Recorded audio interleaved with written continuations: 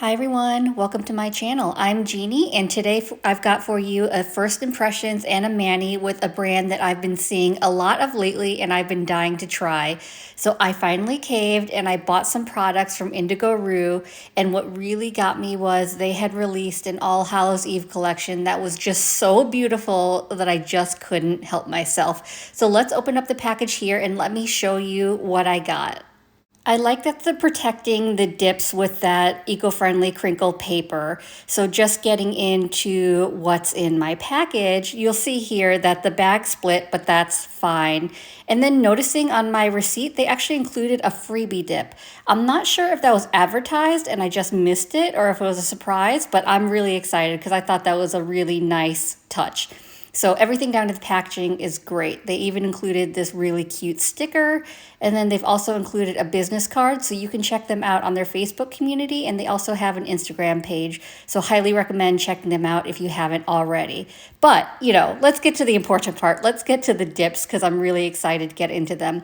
Oh, and did I mention these All Hallows Eve dips all glow? And if you've been around me, you know that I am a sucker for glows. So I just want to show you everything that I got. And then this is the freebie dip, Valerian. And look, it's purple. I mean, how perfect is that? It is just so gorgeous. I am really impressed with the shimmers of Indigo Rue, at least the ones that I have now. And then the one thing I will note is as soon as I ordered, I got an updated email saying my order was updated. And when I opened that email, it actually said that this dip Plumeria was added to my order. I don't know if that was because I'm a first-time customer or if that's normal, but so gorgeous and so thankful. I mean, first impressions, great. So I just want to show you the two freebie dips. So this is Valerian and Plumeria, and then this is the All Hallows Eve collection.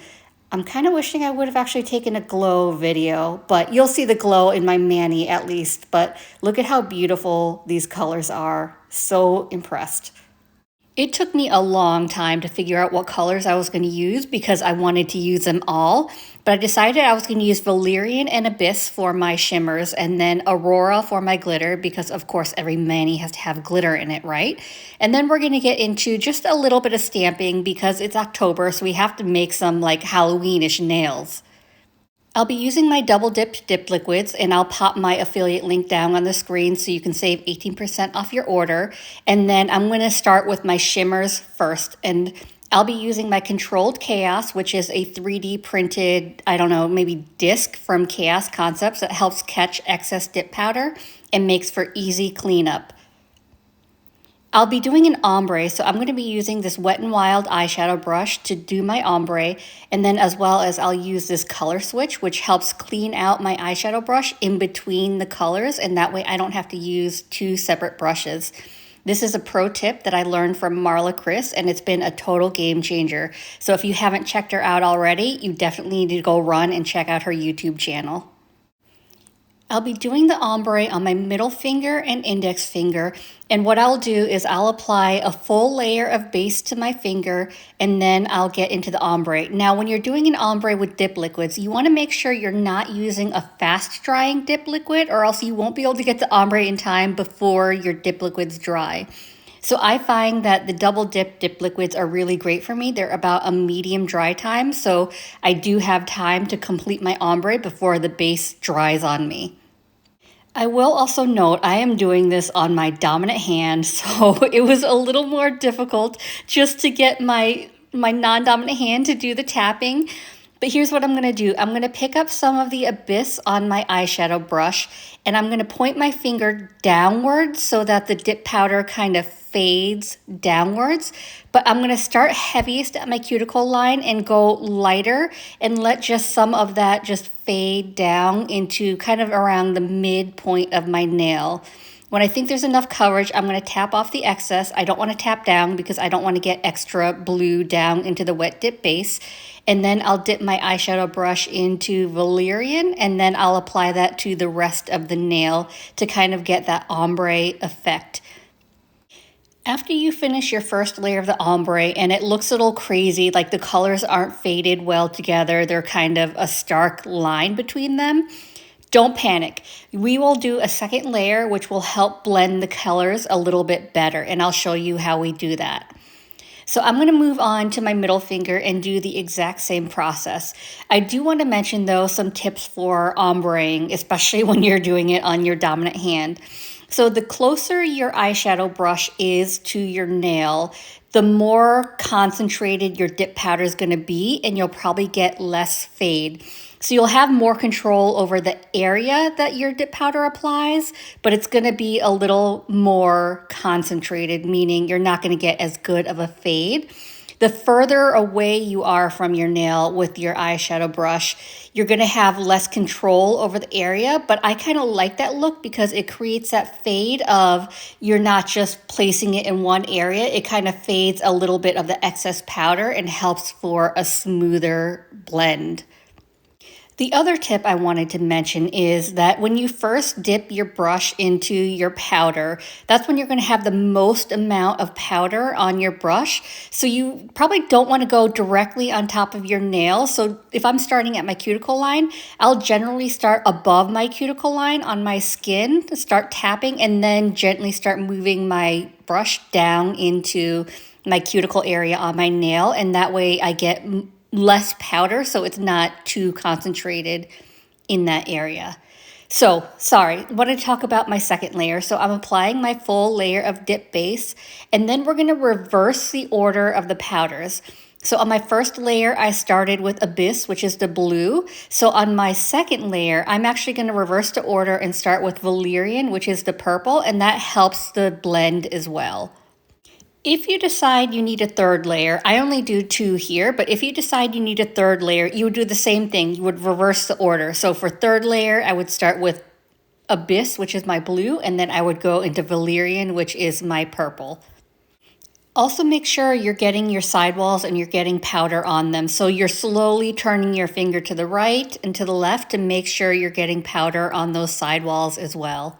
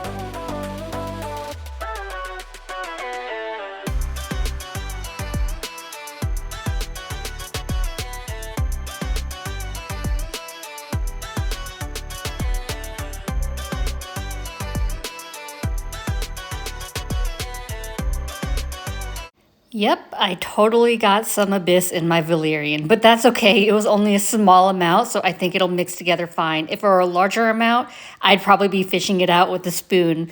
So I just want to show you how I clean it up. So I actually keep a jar of my excess powders. So I'm just going to clean out my controlled chaos and dump all the excess powder into my jar. And see, look how quick and easy that cleanup was. Moving on to my glitter, I'll be using Aurora, which was really hard to decide, but this is such a beautiful glitter, and let me tell you, it's one of the easiest glitters that I've used. You'll see here, I've got to rearrange some things. So I find that I'm slower when I use my non-dominant hand. So I like to keep things and put things in the order that I need them, what makes it easier for me, or else I'll be fumbling around way too much. So that's just a little tip. I know it seems a little OCD, but it'll make it much easier and much smoother for you if you have things where you need them before you start your process. So for the first layer of this glitter, I'm just going to pour over, and let me tell you, these have larger hex glitters in them, but I have never worked with glitters that just lay so flat. Like I barely had to do any pressing down. I barely had to do any work. These were so easy to use. I mean, I am so impressed with these.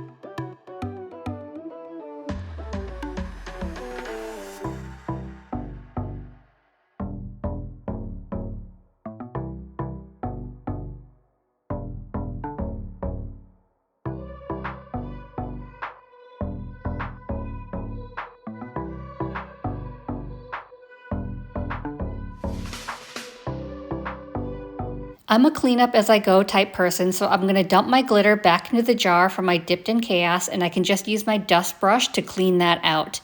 And then you'll see I have some glitter on my mat, so I'm going to use this desktop vacuum, which I'll leave the link below to my Amazon storefront where this is linked. It is a total game changer.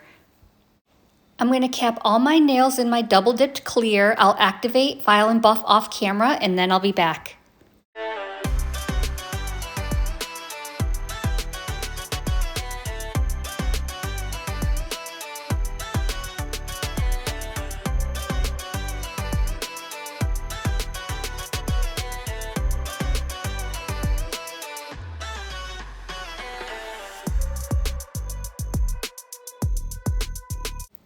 And I'm back all filed and buffed, and let me tell you, that was super quick and easy. These powders were so easy to work with. I am definitely impressed. So what I'm doing is the glitter nails, I'm going to go ahead and activate and top coat using my double dipped liquids because they're done. I'm not going to do anything else with them, so I want to go ahead and get that out of the way. So once my top coat is done, I will do a little bit of stamping on my index and middle finger.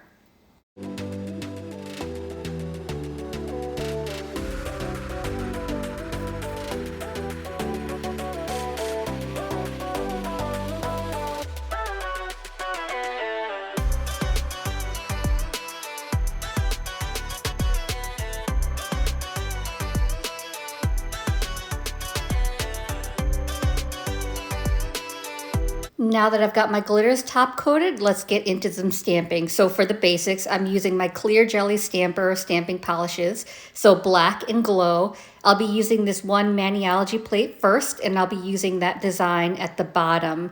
You do need a jelly stamper, so I'll be using this jelly stamper. I think it's a Halloween themed one from Maniology, as well as you will need a scraper card to scrape your image. You want to make sure that you have everything set up before you start because it moves quickly because stamping polishes dry fairly quickly. So I'm just going to take the black at first and just apply a generous amount on the image that I want. And then I'm going to scrape at a 45-degree angle.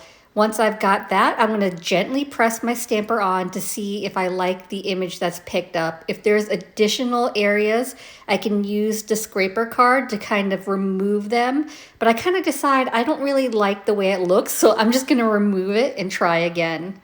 This I really love. This is my, I don't know, it's like a grabber from Maniology. So I can just take some acetone, wipe off my plate, and I don't have to worry about ruining my mani with the acetone.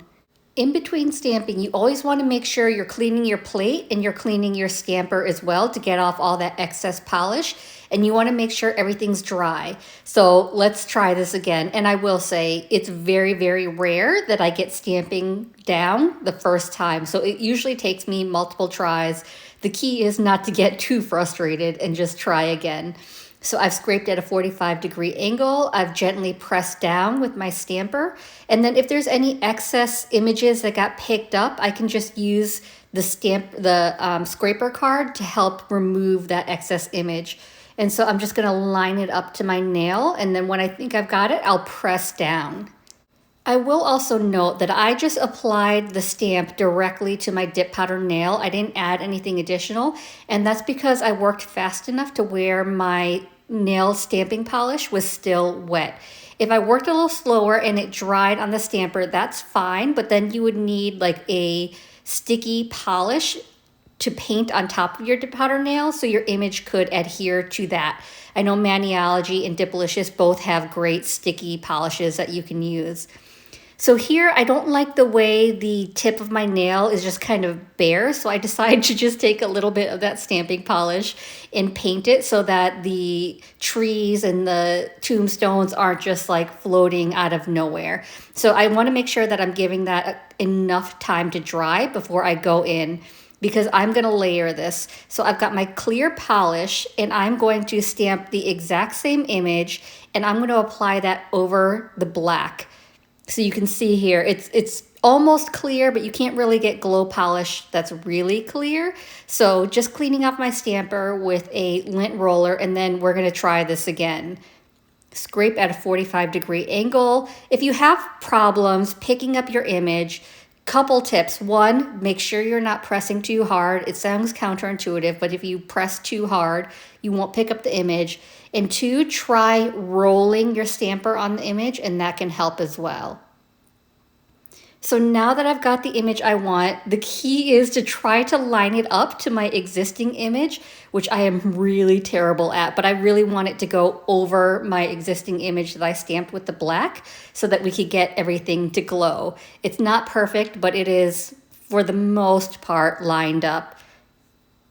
Hopefully you can tell, but I'm kind of going for like the spooky night sky type theme for this mani, for a Halloween mani. So that's kind of what I'm doing. I do have this stamping plate. I'm not sure where it's from, but I do want to pick up some of the bats.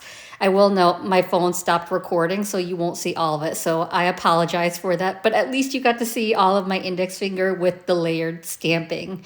So with that being said, I'm going to finish up my mani with my Scales of a Mermaid cuticle balm in the scent Let's Get Baked, because I can't stop using it because it smells like delicious cookies. So I'm just going to use that to rehydrate my cuticles. And here is the finished look. What do you think? Can you kind of see that eerie, creepy night sky kind of theme that I was going for? I think my only regret is this video and these pictures just do not do this glitter justice. So having said that, first impressions of Indigo Rue is I love them and I highly recommend them. And let me show you this glow. Look at how well these glow and how fun it is. You can see the stamping polish on the tip of my index finger from Clear Jelly Stamper. So that's kind of what I was going for, is seeing the tree and the tombstones glow. And then look at this bottle. I was actually surprised. I looked over and saw the bottle glowing and I thought it was so fun. So anyway, I apologize again for the stamping being cut off yet again. One day I will make a video from end to end of stamping and show it all sometime soon, I promise. So I hope you enjoyed this. And if you did, I'd appreciate if you give this video a thumbs up. It lets me know to continue creating content like this. And it also helps YouTube recommend me to others. And if you haven't already, please consider subscribing. I upload content every Monday and Thursday at 9:30 a.m. Eastern Standard Time. Thank you for watching, and as always, I appreciate you being here, and I will see you in the next one. Bye.